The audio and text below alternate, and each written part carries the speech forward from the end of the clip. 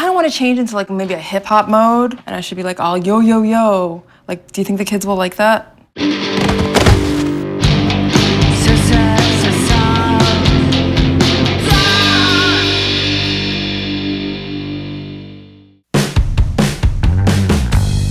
This vegan translation of a Caesar salad is everything you want a Caesar salad to be. It's briny and creamy and lemony with lots of great crunch from the quinoa. We are going to use some cashews, which I've soaked for a few hours, some capers for the brininess, nutritional yeast to make it a little more vegan, lemon juice because you can't have Caesar salad without lemon juice. We're going to do garlic 2 ways because every single goddess needs garlic breath. So we're just gonna do a couple whole cloves, and I've also roasted a head of garlic. Now we're gonna blend everything up for as long as it takes to get it nice and creamy. It doesn't matter if it takes 5 minutes, don't worry about it. Meditate or go feed your cats or whatever you need to do.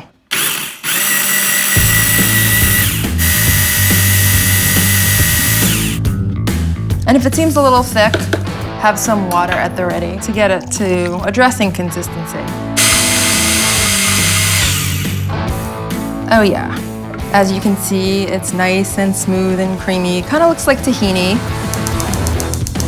Preheat your cast iron, and we're gonna do a little bit of tofu butchery here. So the easiest way to make sure it's even is slice it in half, then slice each of those halves in half, and then guess what? Slice each of those halves in half. And then you have relatively even slabs. Okay, so I'm putting my soy sauce or tamari. On the other plate, I've just got some breadcrumbs that are really dry. Don't use fresh breadcrumbs because they're just not gonna stick. And then I also have some spices I'm gonna add in. Some basil, some thyme, some, whatever is gonna show up in a Simon and Garfunkel song, that's what you want in this.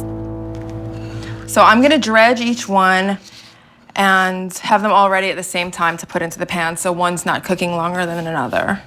Make a mess so people think you worked really hard. And now we wait. We're gonna give it 4 or 5 minutes on each side, and then they're gonna be beautiful and brown and crispy and awesome. In the meantime, we can start putting our greens together. You want a big honkin' bowl for your greens. Like, no bowl is too big.